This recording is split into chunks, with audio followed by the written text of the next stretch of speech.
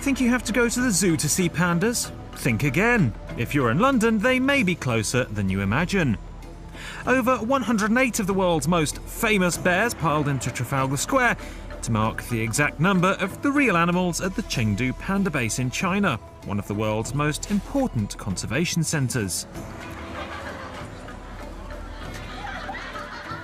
The bears began with a relaxing Tai Chi routine, before heading on for a panda party at Covent Garden and a tour of local primary schools. The stunt is to raise the profile of Panda Awareness Week, and these guys certainly got noticed.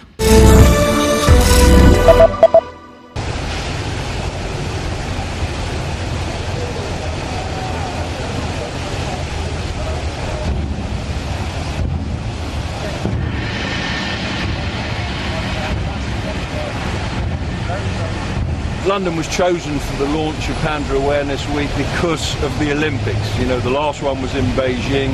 The Olympic torch was brought here to London. You know, in only 24 days' time, the Olympics will start. So it's a great connection between the two countries.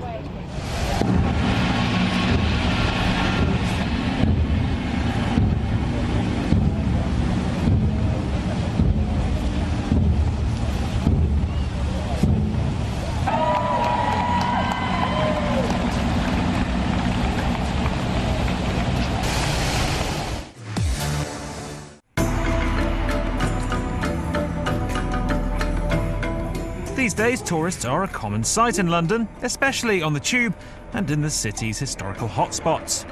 But one group of visitors from China stood out more than most. 108 pandas took to the Underground and Covent Garden for Panda Awareness Week and to raise awareness of the Chengdu Panda base, a major conservation centre which houses, well, 108 pandas. Not quite the teddy bear's picnic, these furry visitors braved the rain for Tai Chi in Trafalgar Square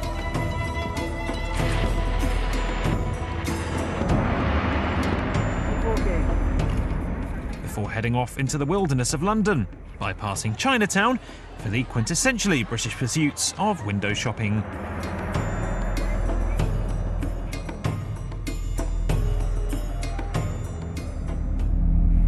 And commuting.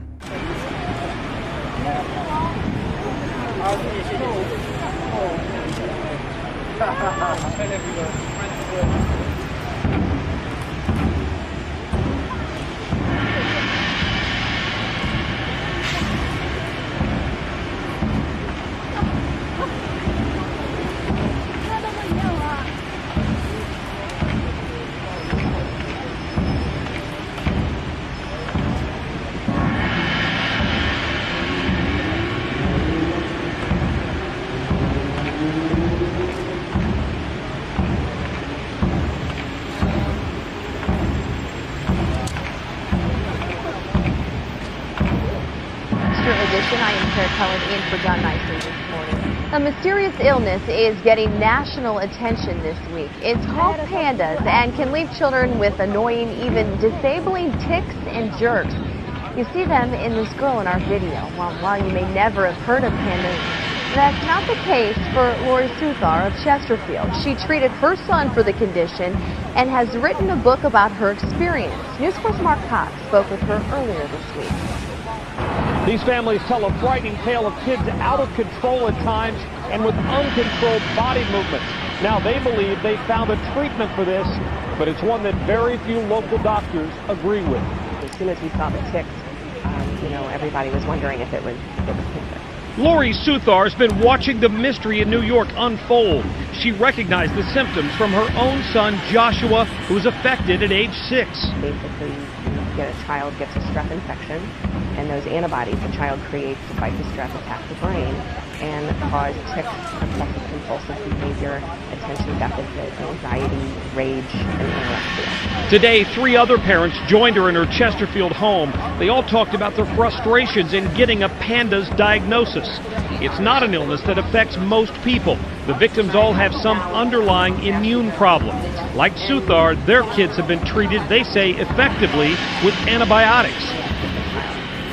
He doesn't have hallucinations, he doesn't have tics that prevent him from making social relationships.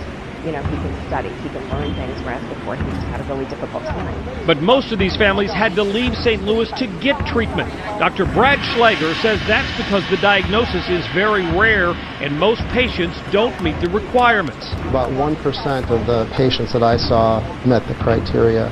And we would be the sort of place that would see patients that had kind of aggressive, difficult to control tics. It's a controversy that's been raging since 1998 when Panda was first diagnosed.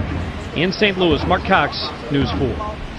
Well, joining us now to talk more about this unusual condition is Lori Suthar. We just saw her in the package there. The book she wrote about her experience is called Joshua's Missing Teeth. Lori, thank you so much for being with us this morning. First, let's start off talking about your son right here. It's www.joshua.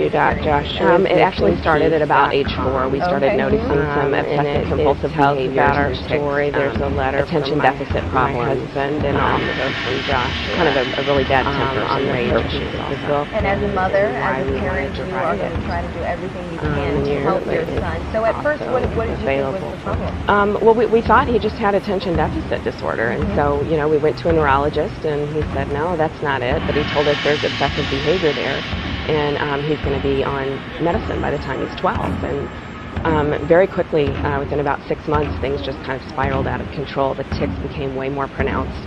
He became more obsessive.